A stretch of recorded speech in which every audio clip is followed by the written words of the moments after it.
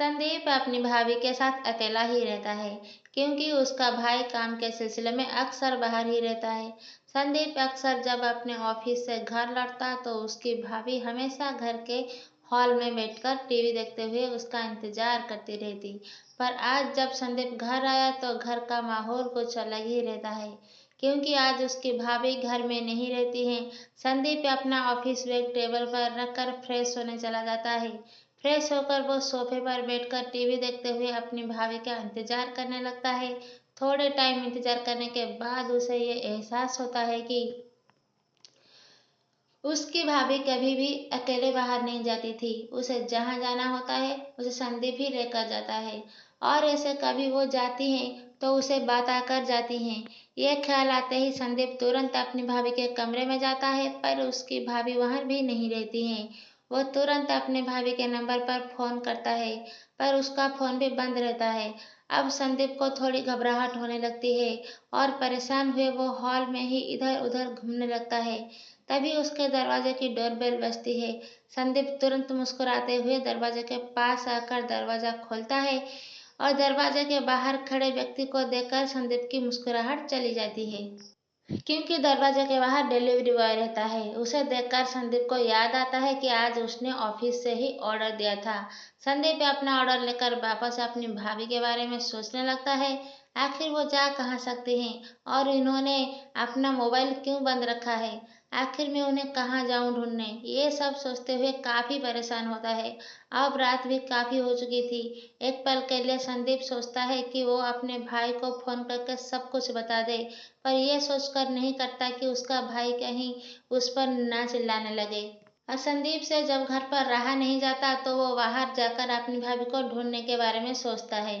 संदीप जैसे ही दरवाजे की ओर बढ़ता है तो फिर से एक बार उसके घर की डोरबेल बजती है। संदीप जब दरवाजा खोलता है तो उसे देखकर उसके चेहरे पर जो अपनी भाभी के लिए चिंता और परेशानी थी वो गुस्से में बदल जाती है क्योंकि बाहर उसकी भाभी रहती है जो कि इतने नशे में रहती है कि उसे ठीक से खड़ा भी नहीं हुआ जाता। संदीप अपने गुस्से का घूंट पीकर रह जाता है और अपनी भाभी को सहारा देते हुए उसे घर में लाकर घर का दरवाजा बंद करने के बाद फिर अपनी भाभी को सहारा देते हुए उसने उसके कमरे से लेकर चला जाता है। फिर उन्हें बेड पर लिटाकर अपने कमरे में चला जाता है। सुबह जब संदीप की भाभी उठती हैं तो वो खुद को अपने कमरे में देखकर रात के बारे में याद करने लगती हैं।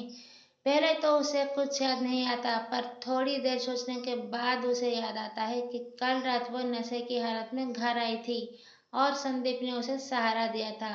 अब वो ये सोचकर कमरे के बाहर नहीं जाती कि पता नहीं संदीप उसके बारे में क्या सोचता होगा। तभी संदीप अपनी भाभी के कमरे में आता है और आकर उसके नजदीक बैठ जाता है। संदीप की भाभी की नजरें झुकी हुई थी पर संदीप उन्हें देखता रहता है। थोड़ी देर बाद संदीप अपनी भाभी से पूछता है, भाभी आखिर कल ऐसा क्या हुआ था जो आप नशे के सहारा लेना पड़ा। संदीप की बात सुनकर वो ऐसे बर्ताव कर रही थी जैसे उसने कुछ सुना ही ना हो। फिर संदीप अपनी भाभी के हाथ अपने हाथों में लेकर कहता है कि भाभी आपको भी मालूम है कि हम अच्छे दोस्त भी हैं तो चलिए बताइए क्या हुआ है। तभी उसकी भाभी उसका हाथ झटकते हुए कहती है, अगर तुम्हारे भाई को जब मेरे साथ रहना ही नहीं था तो उन्होंने मुझसे शादी ही क्यों की। शादी के 3 साल हो गए हैं पर वो एक बार भी हमारी शादी के सालगिरह पर घर नहीं आए और ना ही वे मुझे अपने साथ लेकर जाते हैं। तुम्हारे ऑफिस जाने के बाद दिन भर मैं घर में अकेली ही बैठी रहती हूँ। कभी कभी तो लगता है कि यहाँ से बहुत दूर चली जाऊं। अपनी भाभी की ये बात सुनकर संदीप हंसते हुए कहता है, बस इतनी सी बात के लिए आपको नशे का सहारा लेना पड़ा। उसकी भाभी उसे गुस्से में देखते हुए कहती है, तुमको ये इतनी सी बात लगती है। फिर संदीप कहता है, भाभी आपको भी मालूम है भाई जहाँ काम करते हैं वहाँ परिवार के साथ रहने लायक जगह नहीं है और उन्होंने आपसे कुछ वक्त मांगा है इस पर। उसकी भाभी चिढ़ते हुए कहती है, शादी को 3 साल हो गए हैं संदीप और कितना वक्त चाहिए तुम्हारे भाई को। फिर संदीप कहता है, भाभी आपको भी मालूम है भाई आपसे कितना प्यार करते हैं। उन्हें अपने काम से आराम करने के लिए सिर्फ एक दिन मिलता है हफ्ते में फिर भी वो वीकेंड में यहाँ आ जाते हैं। बताइए किस लिए। अगर वो चाहे तो वहाँ रहकर आराम नहीं कर सकते क्या। क्या हुआ अगर वो किसी खास अवसर पर मिलने नहीं आते पर आपको भी तो उन्हें समझना चाहिए। संदीप की इस बात सुनकर उसकी भाभी के पास कोई जवाब नहीं रहता है। फिर संदीप अपनी भाभी को समझाते हुए कहता है, देखिए भाभी, इस दूरियों के चलते मैंने अच्छे अच्छे रिश्तों को खत्म होते देखा है। मैं नहीं चाहता मेरे भाई के साथ ऐसा कुछ हो। पल भर की खुशी के लिए लोग अपनी जिंदगी बर्बाद कर लेते हैं, और आपके पास तो मैं हूं ना, आपका सबसे अच्छा दोस्त। मैं आपको हमेशा खुश रखने की कोशिश करूंगा। और आपको क्या लगता है कि मैं आपकी शादी की सालगिरह भूल जाऊंगा? संदीप अपनी भाभी का हाथ पकड़कर उसे कमरे से बाहर हॉल में लाकर कहता है, देखिए, कल सेलिब्रेट करने के लिए मैंने केक भी ऑर्डर किया था, और आपकी चिंता के चक्कर में इसे फ्रिज में रखना ही भूल गया।